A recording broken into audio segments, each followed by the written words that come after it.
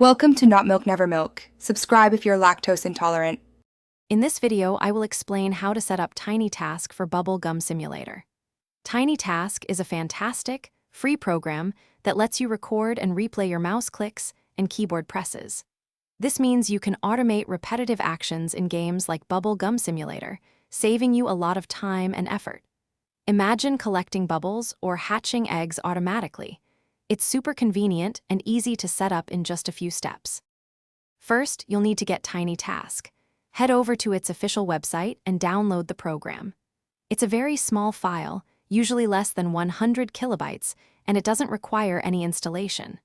Just run the executable file directly. Before you start, make sure Bubble Gum Simulator is already open and ready on your screen, positioned exactly where you want TinyTask to interact. Now, let's record your actions.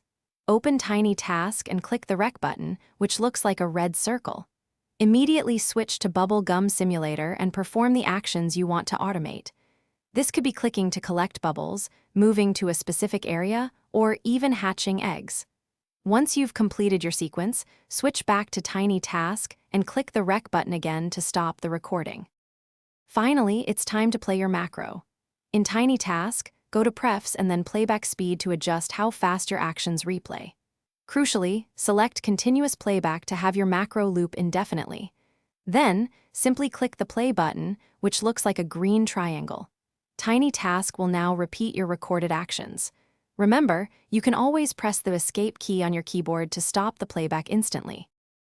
Thanks for watching. If this was helpful, leave a like and consider subscribing. See you next time.